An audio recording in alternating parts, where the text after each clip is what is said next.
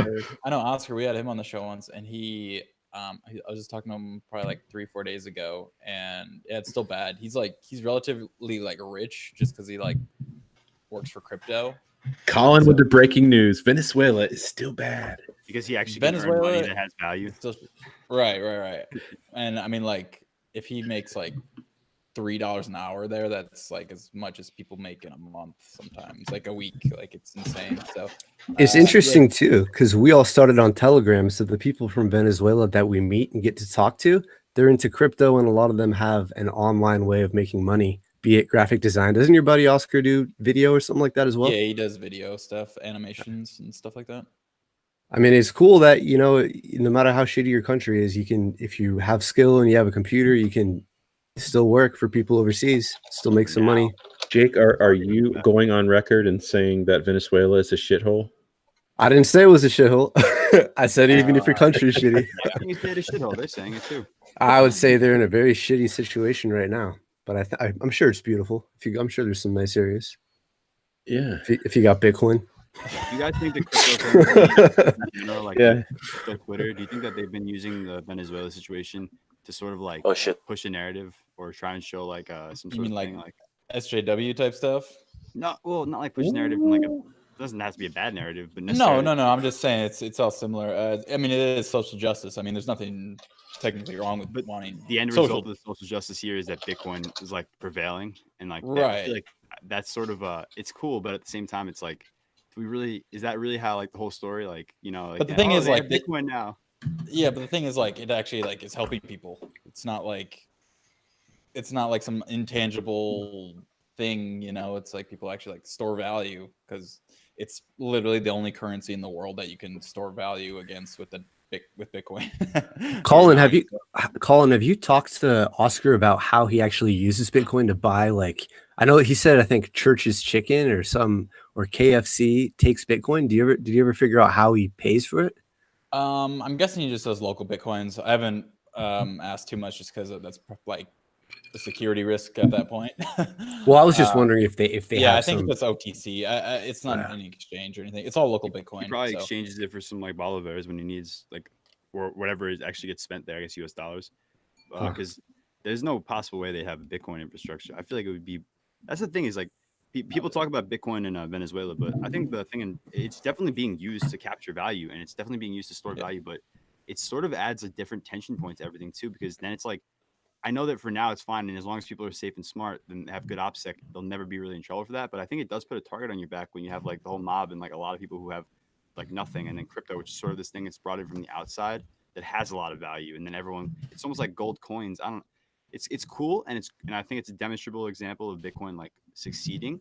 But at the same time, I don't want people to get the wrong idea and think that like this is how a country should be, because I think every country deserves to have a solvent monetary base with a good, smart, like central government, if that's how things are going to be, and actually be able to have spending power.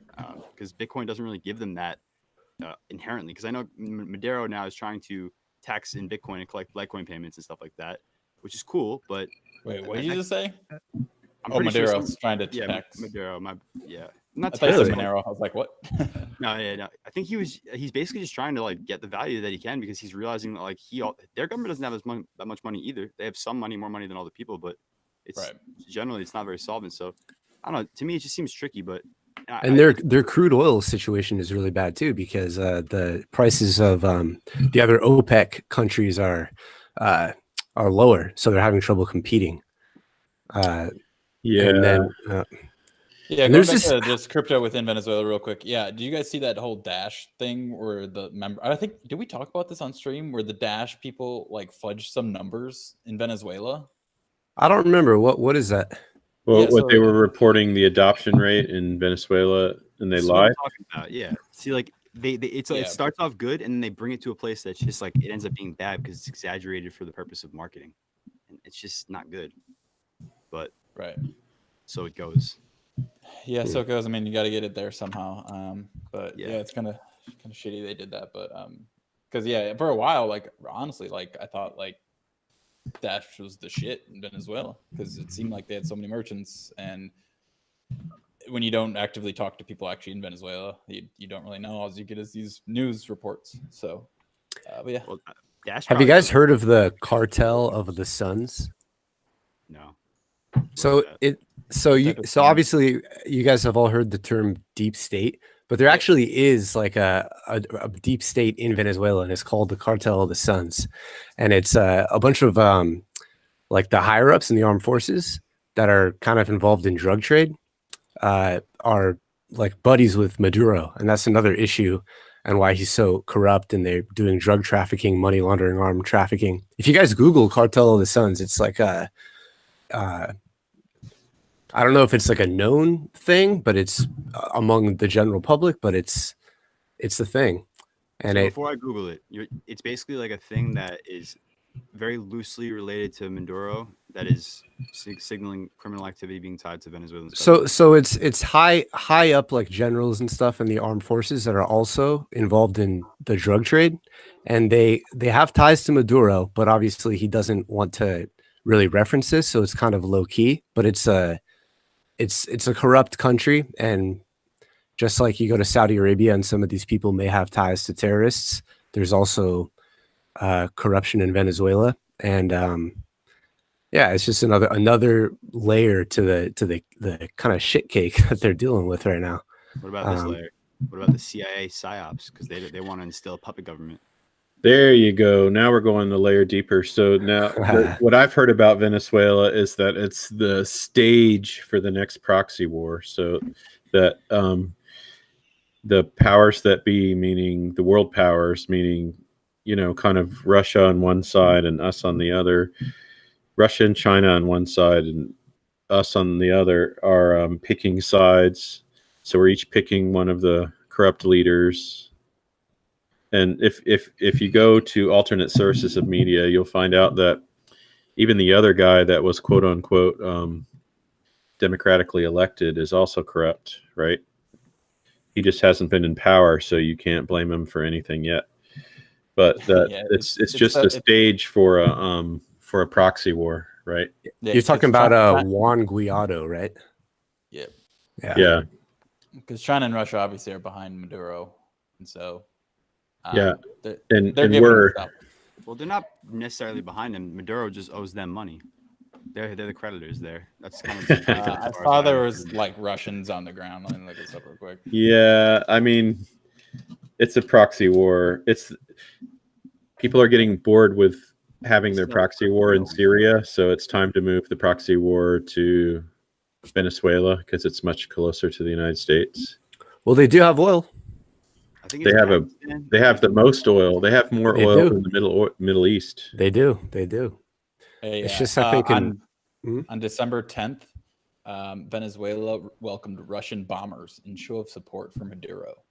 They just like went. Come on in. Yeah.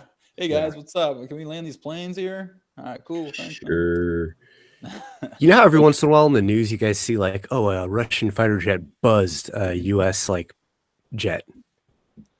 Like what they do is that, you know, they'll fly and there's airspace that's international, but they'll come really, really close to U.S. airspace and just fly as close as possible just to scare the shit out of the other pilots. Like, isn't that fucking insane that just happens? It's like, Jake, would you like to know a secret?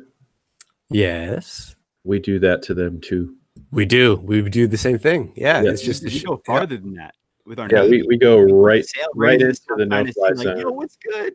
Just to see. You don't mind, right, China? We're just gonna chill here with a little aircraft carrier. Oh, whoa. Like, dude, imagine the adrenaline rush of being one of those fighter pilots. It's like, all right, guys, should we fucking do this? It's like, all right. Imagine a Chinese aircraft carrier off the coast of California. How'd you feel? Probably bugging. You'd be like, what the fuck? What is that doing out there? You're literally like the tip of the spear. I was like that saying.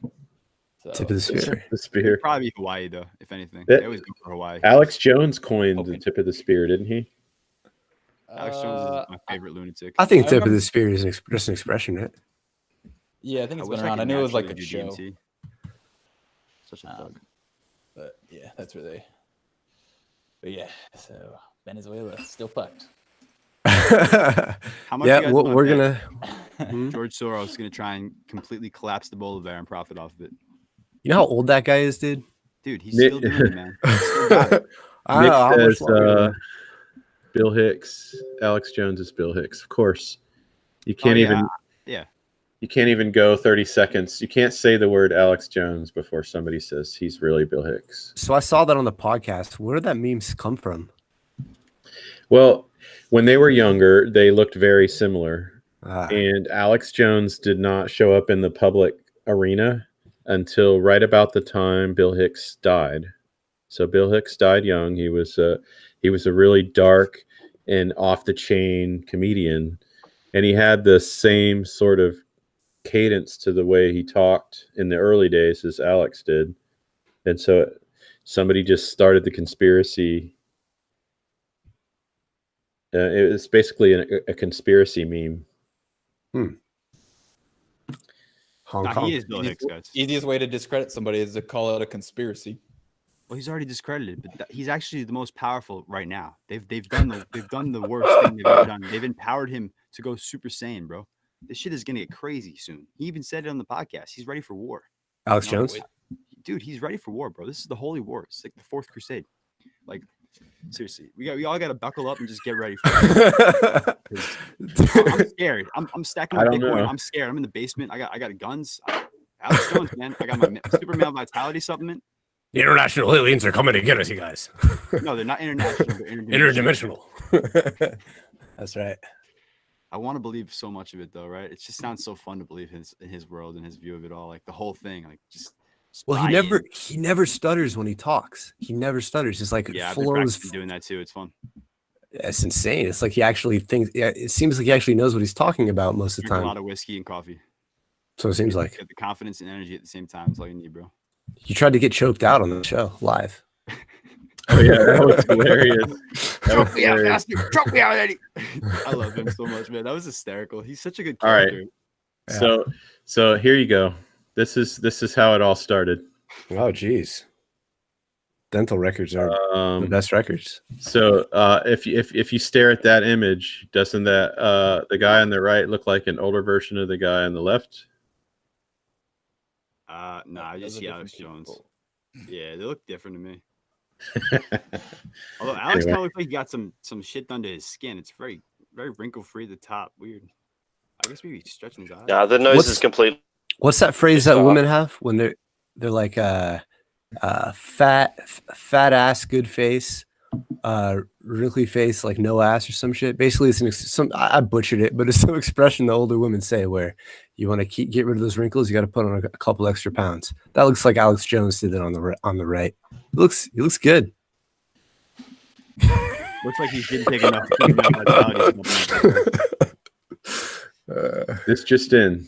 Jake approves of how Alex Jones looks.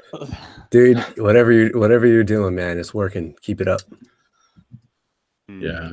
So, and then let's see if you want to go even deeper. Yes, always go deeper. Go deeper. Honestly, though, on the show when he was talking about China and the technocrats, that to me was just like it all clicked. Like as far as what you're going to take from him, that's real and like actually. We hear you, Callum. Just in case you're wondering. Oh, my bad. Yeah, no, sorry. I've had my mic muted for the bulk of the time. Yeah, the problem with Hangouts is there's a little delay, so sometimes we talk over each other. But yeah. So here's the other side of the argument. Not the same person. Yeah, I don't think it's the same person. I don't think they're the same person. Here's one other present angle. Everybody. Alex is alive and the other guy's dead. Yeah, but if they were the same person, it would just be Alex or Bill faking his own death and going full conspiracy tinfoil hat, right? That was brings a whole new definition to the term transhumanism. Lol, I don't think so. All right. Transhumanism is basically about upgrading the human body to the point where ultimately we could become purely digital. No, I know. It was a bad joke. Okay, all right. Okay. Like turning from a Callum literal. Callum does. You guys, we're right now. This whole discussion is a joke right now. We don't actually think Alex Jones is Bill Hicks, but it's fun to talk about. They look kind of alike. But I do actually think he knows what he's talking about with the technocrats and China. What? China. I'm going to microchip myself before the government does. Don't do that, bro. That is insane. So Callum is a biohacker. Callum, I can tell. I don't know that I am. Callum. What about the listeners though? They need to know about this. This is some crazy shit. Tell us what you're working on right now, Callum. Well, I mean, at the moment, kind of everything's just, as far as the biohacking stuff goes, it's all kind of just dormant for the time being. But I am in a sort of a closed beta group with a company called Dangerous Things, and they make little implantable microchips and whatnot. And yeah, like this one here it's just a very simple NFC chip where you can put, like, say, your public key on there, and that gets injected into your hand. And so, like, if you got NFC payments on your Android wallet, you can just go up to it, tap it, and receive payment like that. Damn, it's pretty insane. Yeah. And that's just the old one as well. This one's been around for bloody years now. In fact, I've literally had this in this packet sealed for like probably three years roughly. But I mean, I don't know if you can see it, but I poked the chip out towards the very end there, and I've sort of been playing with it. But there's a bigger one. It's kind of like the size of the old SIM cards, and that goes in. Just in here, but it requires a fair bit of separation of the dermal and the subdermal and the actual flesh itself. And that one that they're working on right now is like, it's full blown in the sense that it generates the private keys like under the skin and whatnot. And yeah, it's kind of like your classic hardware wallets. And I think it's going to be insane. There's one other really cool thing the main thing that I want to try to do with all that is in regards to, like, proof of stake coins. If you can keep power running to it, and if you can keep it connected to the internet for the most part, like by, I don't know, wearing like just connecting it to your phone or something like that, you can literally, it brings up like whole new ideas, like proof of life. So when you as long as you've got a heartbeat going, you're mining coin. That's crazy. So hell yeah, that's distribution right there. there. We're gonna transition. You shake someone's hand and send money. So what we're gonna do is transition from the $5 hammer attack to the $14 pocket knife attack. Yeah.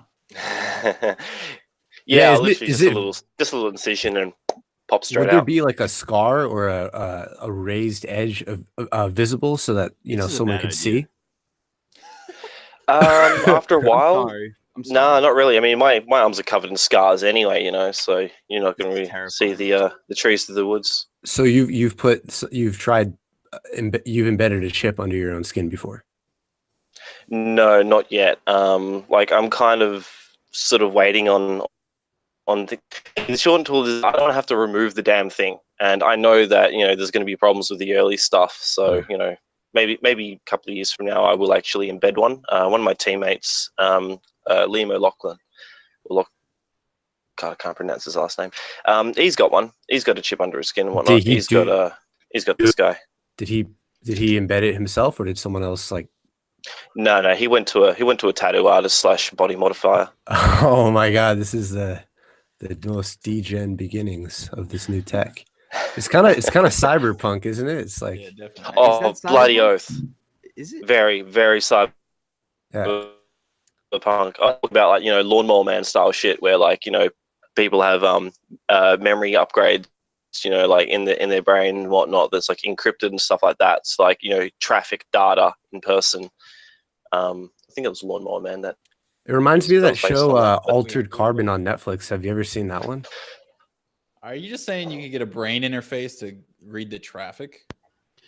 No, I mean he's saying that it all starts in sci-fi, right? Like all new tech starts as some fucked up idea that some sci-fi writer had, and but then once they have the idea, then the weaponized autistic nerds figure out a way to make it real life. Yeah, they try to manifest that fantasy into reality, and they do it. They fucking do it. Science fiction ultimately becomes science reality. There's always this like really genuine group of like techno, like I'll call them nerds if you want. I think it's negative, but they're good people and they're tinkerers and they invent things and they're really passionate. But then they do all this stuff and they don't realize that like there's these evil people that are like, oh, cool, this is really dope. We're gonna take this infrastructure and do our own evil shit with it, and then like it's like too late. And well, that's why we use our own encryption. Like as long as you hold your own sort of private keys and whatnot, if you hold the key to the encryption, there ain't shit all that the powers that be can do about it. They can't get access to it. I think what Ryan's saying is like back in the day, there's a caveman who discovered fire, and he's like, look at these delicious like meat that I can cook, and then some asshole had to go and burn down the neighboring village. Yeah, speaking of fire, let's give a shout out to Ryan's stash. I mean, that is epic. On fucking fleek. Dude, I mean, the last time we were on a live cast, no stash. Now a beautiful ginger stash. It's like an orange peel, just like sliced and glued on there. It's that thick. Right. It's more epic than the mean version of Colin's stash. Everything besides their mustache and just embrace it for a week or two and see how they feel. It's kind of nice. It's liberating. I mean, not liberating, but it's kind of a cool look for some people. All right, I'm gonna try it. Yeah, do it. Especially if people who don't like grow good full beards. If you have like a patchy beard, definitely try the mustache look. Yeah, I sense a lull in the conversation. I'm gonna bring up a formal topic. What do you think about that, Mapples? Reel us back in, Johnny. All right. IRL in real life. Coinbase's newest team members help authoritarians worldwide monitor journalists and dissidents. So this became a crypto religious event in the last couple weeks. We got a newcomer real quick.